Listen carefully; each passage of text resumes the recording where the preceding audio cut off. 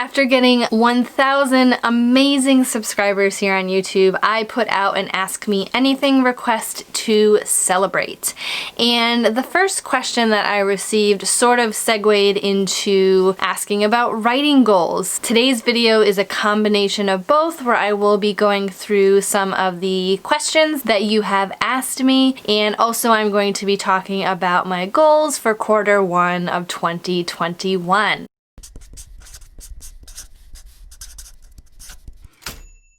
So again, thank you so much for subscribing. It means so much to me. My main goal with getting 1,000 subscribers is that I could have the awesome community tab to connect with you in between posting videos, in addition to the comments of my videos. So I'm so excited to be able to continuously talk to you through that. And I look forward to doing more in 2021. So if you're ready to hear my thoughts about writing tips, goals, ghostwriting, and more, be sure to like this video because it really helps me out. And if you haven't already, do hit that subscribe button and a little notification bell next to it so you don't miss out about my thoughts about the writing process and all the bookish things.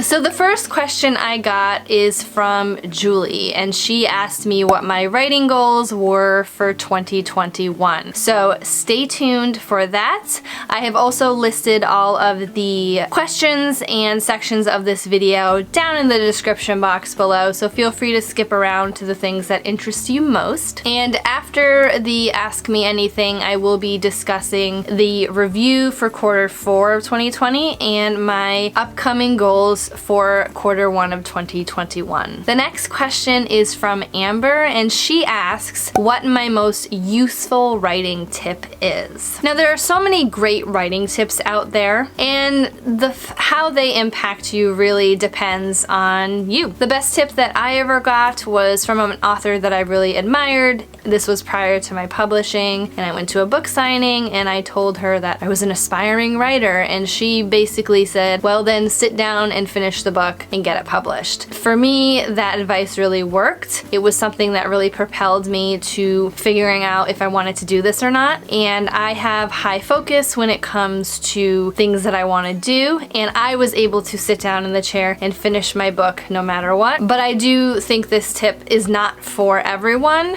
because some people work differently and they need to do different steps in terms of writing, but it really hit home for me, and it's something that I still think about now. The next question I got was from King Kyle, and I'm gonna summarize this a little bit, but I will put the full comment on the screen. Basically, they want to use a ghostwriter but feel anxiety about putting this person's name on the cover. They feel like a fraud having just their name on the cover, so they were questioning whether or not to include the ghostwriter. So to answer this question, I have a few parts. If you don't already know, I was a ghostwriter for 3 years of my writing career in between writing my own books. It was a great way to supplement income in between royalty statements. Ghostwriting is a collaborative experience, and if you have a hand in any part of the process, you definitely deserve to have that recognition. I don't think you should feel like a fraud because someone else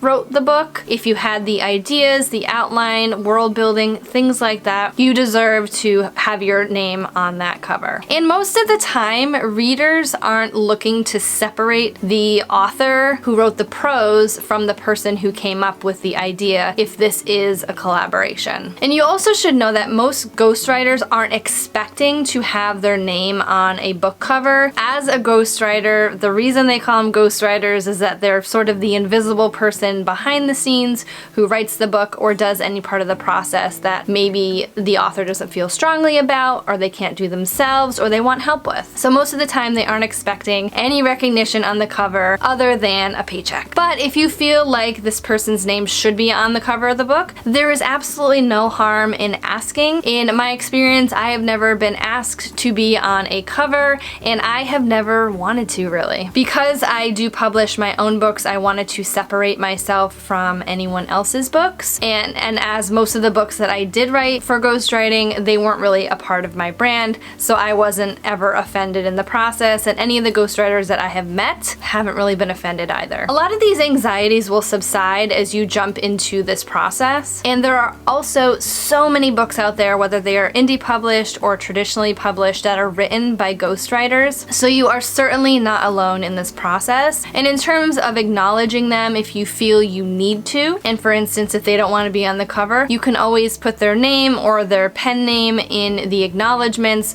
or even just say a quick thank you to your ghostwriter if you feel that you think that part is necessary. If you are looking for more in-depth information about collaborations, ghostwriting included, I read this awesome book this year by Daniel Wilcox that I highly recommend. The next question is from S. Embry, and they were asking in terms of Clifton Strengths, which I did mention during that video with Becca Symes Books, about designing their life and their author career using their strengths.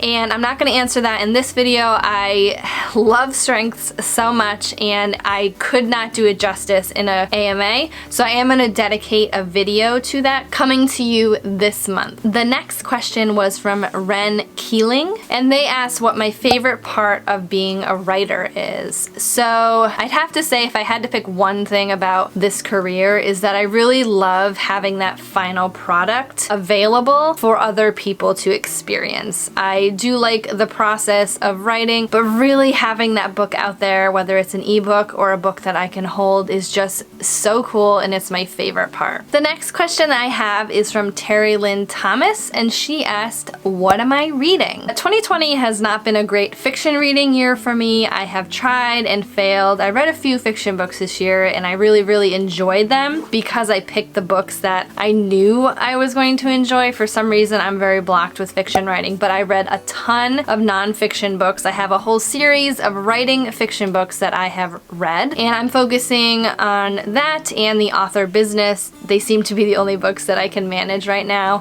Currently I just started Big Magic by Elizabeth Gilbert. I have heard so many of my friends say great things about this book, and I'm really looking forward to diving in and hoping that I get a lot out of it as they have. The next question I have is from Sherry Lalonde, and this is a two-parter. The first part is asking how many words do I add in between the first draft and the final draft. So I am definitely a skeletal first drafter, which basically means that my first drafts are missing a lot of things. I tend to get pushed along by plot, so I will miss out on a lot of emotion and description just to get everything on the page that I wanted to in terms of the story, and then I will go back in subsequent drafts and add more emotional depth, the settings, and anything else that needs to make the story shine. So in the past I have usually added about 10,000 words or more between the first draft and the completed draft, but as I tend to outline more in subsequent projects, I spend a lot more time outlining,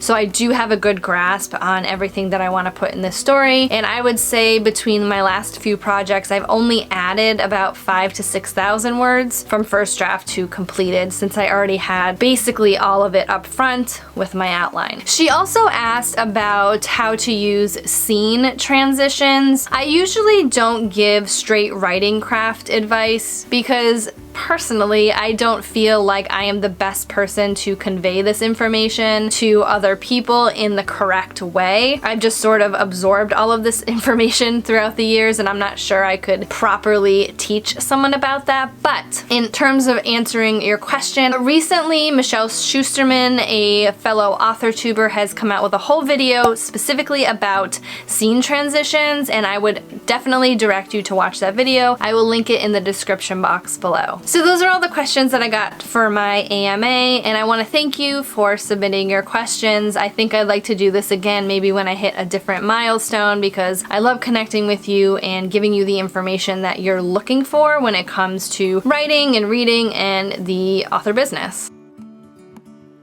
So we are on to the goals section of this video. I'm going to recap my goals for quarter 4 of 2020 and see if I met them. To preface this, in case you didn't watch my video where I outlined my goals for quarter 4, 2020 has been pretty disastrous for me when it has come to goals. I completely came to a standstill earlier this year when we went into lockdown, and I didn't see myself through it until the early summer. So I had pretty easy goals that I knew I'd be able to accomplish in quarter 4. So the first one was to query agents. I had finished a project in the summer and I wanted to start querying it because even as a traditionally published author, I've never had an agent before. And I also have a whole series outlining on how I took this book idea, went through the drafting, editing, and querying process. I will link that playlist in the description box below in case you're interested in seeing that if you haven't already. And the most recent video of mine was how I researched agents and how I organized all of that data. So I did start querying agents in 2020 and it has been a process. And my next video in that series is going to outline how I set up my submission packages and then started querying. So in terms of how I planned this out, I had set myself certain goals when it came to querying different batches of agents, which didn't necessarily work out the way I thought. I sort of tweaked my process along the way, but as I said, it's been a process and I'm excited to outline the rest of that for you on this channel. My next goal was for my YouTube channel, and that was to get 1,000 subscribers, and as you know from the beginning of this video, you know I reached that. My goal was to get the community tab so I could connect with you, and I did. And how I did that, I know YouTube rewards consistency, so I have been posting religiously on Mondays, and I'm hoping that has been helping. I don't do too much with analytics. I try, but I'm not really a data-driven person, so I'm just trying the best I can, and I really enjoy doing this, and I don't want to stop. And my last goal was to start the process of indie publishing. So I am moving toward being a hybrid author, which means I do want to have my foot still in traditional publishing, and I also want to indie publish a series of books that the rights have been reverted back to me. It's my debut young adult series, and I think it will work much better as an indie published series than it did with traditional publishing. And as I promised in that previous goals video that I was going to delve deeper into the tasks that I did to set up this pen name and new author business. I haven't necessarily released that new pen name yet. I'm hoping to do a dedicated video about that, but what I did is I created my pen name, I created an LLC, and I've also secured a cover designer for the series and a developmental / copy editing editor and a proofreader. In terms of the dates for publication, that is still not out there yet. I am unsure if I'm going to do a long pre-order period or a short one, or one at all really for the first book. And all of that information will be revealed in future videos because I am so excited to take you through this process with me because it is a new process and I am learning so much. I'm a bit overwhelmed, but I'm also excited. So those are my sort of easy goals for quarter 4 of 2020, and I feel like I'm at a good point to start ramping up my goals a bit and not be as afraid of being busy, but I also do have to look at my schedule. And a lot of that comes to the HB90 bootcamp that I took in September of 2020. It's from Sarah Cannon, a fellow author tuber. It is a course that I highly recommend. She does it every quarter and it's really helped me dig into this goal setting process that I intend to use moving forward because it makes sense to me. It's keeping my head in the game when it comes to only doing tasks that push me toward these goals that I want to reach. I'm not just doing tasks for the sake of tasks. So the process of looking forward to 2021, the first quarter and beyond, has been really exciting for me. If you haven't already seen the video of me going through the process of the HB90 course again, I will link it again in the cards and also in the description box if you're interested in watching after this video. I went through the whole course again and I was able to figure out things that I wanted to change and tweak toward me, and also having that structure that she put out really helped me dig into my goals.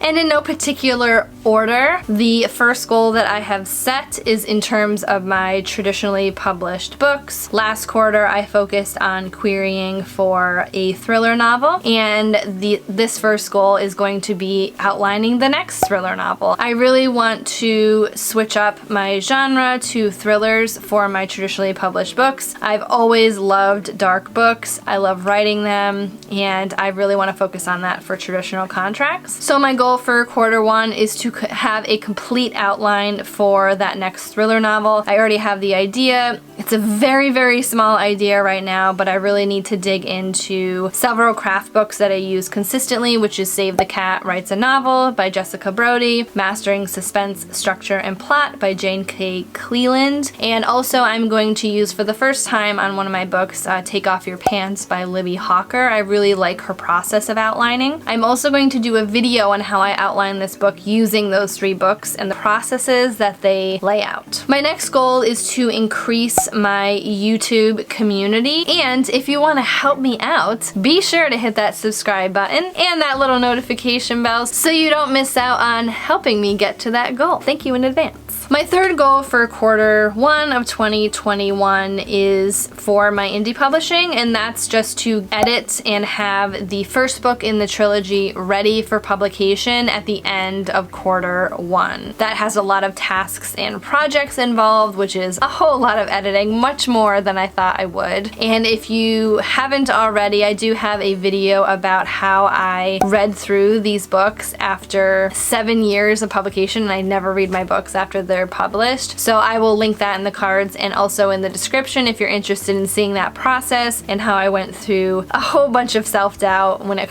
came to this series and the amount of editing that is needed to make these books the best they can be with my abilities right now. So those are all my goals for quarter one of 2021. I'm so excited to dive into this year and hybrid publishing and really growing my community here on YouTube. So if you like this video, do give it a thumbs up, hit that subscribe button and the notification bell next to it so you don't miss out the next time I upload, and I'll see you soon.